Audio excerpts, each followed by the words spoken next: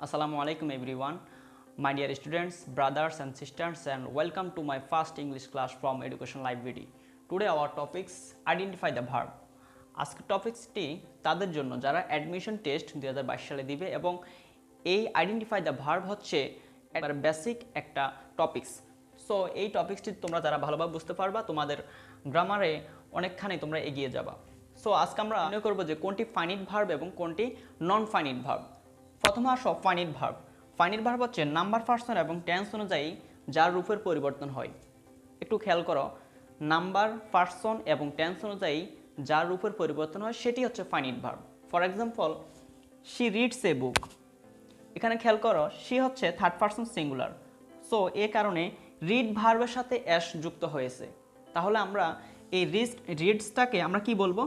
Finite verb, কারণ she এই third person সিঙ্গুলারের কারণে রিড ভার্বটা রিডস হয়ে গিয়েছে। আমরা যদি এরপরে দেখি, দে আর প্লেইং ফুটবল। এখানে খেয়াল করো, আর ভার্বের পরে প্লের সাথে আইনি যুক্ত হয়েছে। এবং আমরা যদি আরও খেয়াল করি যে are playing football, they are playing football, subject plus am is are plus ভার্বের সাথে আইএনজি প্লাস অবজেক্ট। এটি কোন টেন্স? এটি হচ্ছে প্রেজেন্ট কন্টিনিউয়াস টেন্সের একটা স্ট্রাকচার। এবং আমরা তাহলে বুঝতে পারি কি টেন্সের কারণে এই ভার্বটি পরিবর্তিত হয়েছে, অর্থাৎ আর ভার্বটার কারণে প্লের সাথে আইএনজি যুক্ত হয়েছে।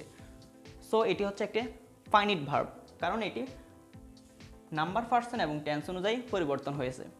তাহলে আমরা খুব ইজিভাবে এটা বুঝতে পারি যে ফাইনিট ভার্ব হচ্ছে সেটি যেটি নাম্বার পার্সন অর্থাৎ টেন্স অনুযায়ী যার রূপের পরিবর্তন হয়। এবার আসলে আমরা নন ফাইনিট ভার্ব খুঁজি। নাম্বার পার্সন এবং টেন্স অনুযায়ী যার রূপের পরিবর্তন হয় না, অর্থাৎ ভার্বটা যে পরিবর্তন হলো তার মূল ভার্ব থেকে যে অন্য ফর্মে পরিবর্তন হলো সেটির কোনো নাম্বার এবং পার্সন অনুযায়ী পরিবর্তন হবে না। যেমন killed snake can not byte. এখানে কিল্ড ভার্বটা কোনো নাম্বার পার্সন এবং টেন্সের দ্বারা কোনো পরিবর্তন হয়নি। খেয়াল করো, এখানে কি কোনো এম ইজ আর ওয়াজ আর অথবা টেন্সের কোনো প্রভাব পড়ছে এই কিল্ড ভার্বটার উপর? পড়ে নাই। সো এটি নিজেই একটা ভার্ব থ্রি রূপে বসেছে। সো এটি হচ্ছে কি একটা নন ফাইনিট ভার্ব। ঠিক একইভাবে আমরা খেয়াল করো, walking is a good habit. একটু খেয়াল করো, এখানে যে প্লেইং ভার্বটাকে আমরা ফাইনিট ধরলাম, কেন ধরলাম? কারণ এখানে আর ছিল, তাই আর এর পরে প্লের সাথে আইনি যুক্ত হয়েছে।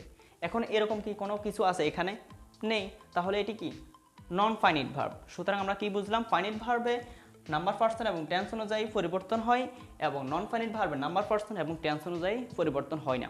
এবং ফাইনিট ভার্বের বাংলা নাম হচ্ছে সমাপিকা ক্রিয়া,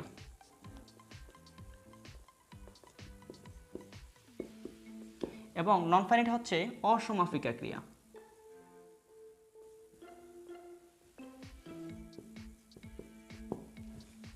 সো আমরা কি বুঝলাম যে ফাইনিট ভার্ব এবং নন ফাইনিট ভার্ব এটি আমাদের চেনা দরকার। এবং এরপরে আসো আমরা নন ফাইনিট ভার্ব চেনার আরও কিছু টিক্স দেখে নিই। তো খেয়াল করো, আমি এখানে 4টা শর্টকাট নিয়ম দিয়েছি যে এগুলো দেখলে তোমরা নন ফাইনিট হিসেবে ভার্বটাকে বিবেচনা করবা। First of all, to plus verb one, যেমন টু ওয়ার্ক, টু ডু, এগুলোর নিচে যদি আন্ডারলাইন থাকে, যদি বলা হয় যে এগুলো কি ফাইনিট ভার্ব নাকি নন ফাইনিট ভার্ব, তাহলে তোমরা চোখ বন্ধ করে বলবা যে এটি নন ফাইনিট ভার্ব, কারণ এখানে টু প্লাস ভার্ব ওয়ান। আর টু প্লাস ভার্ব ওয়ানের আরেকটা নাম হচ্ছে, সেটা হচ্ছে ইনফিনিটিভ, আর ইনফিনিটিভ সাধারণত নন ফাইনিট ভার্ব। এরপরে ভার্ব প্লাস আইএনজি, যেমন গোয়িং, ওয়াকিং, এক্সেট্রা। কিন্তু এখানে একটা জিনিস খেয়াল রাখবা, যদি এর আগে am is are was were থাকে তাহলে সেটি ফাইনিট ভার্ব, কিন্তু যদি am is are was were বাদে যদি ভার্বটি যদি আইএনজি যুক্ত হয় তাহলে সেটি অবশ্যই নন ফাইনিট ভার্ব। এরপরে ভার্ব থ্রি তো ঠিক একই রকম, এখানে যেমন ডান, গন ইত্যাদি থাকতে পারে। তবে ভার্ব থ্রির আগে যদি কোনো একটা ভার্ব থাকে যেটির কারণে ভার্বটা পরিবর্তিত হয়েছে, আমরা যদি এভাবে দেখি, হ্যাভ প্লাস ডান, তাহলে কি দাঁড়াবে? এটা তো ভার্ব থ্রি।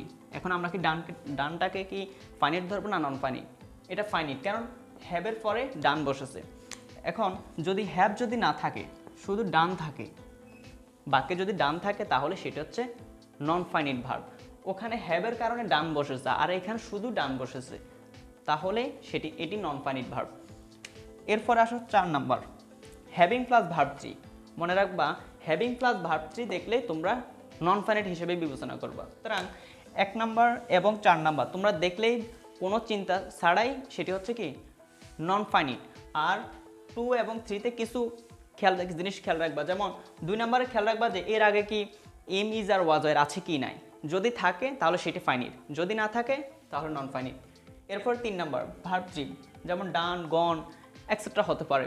তো এর আগে যদি কোনো হ্যাভ ভার্ব বা অন্য কিছু থাকে, মানে একটা ভার্বের কারণে ওটা পরিবর্তিত হয়, তাহলে সেটি হচ্ছে ফাইনিট। আর যদি হ্যাভ ভার্ব বা এক্সেট্রা অন্য কিছু যদি না থাকে তাহলে সেটি হচ্ছে নন ফাইনিট। সো আশা করি তোমরা বিষয়টা বুঝতে পারছো।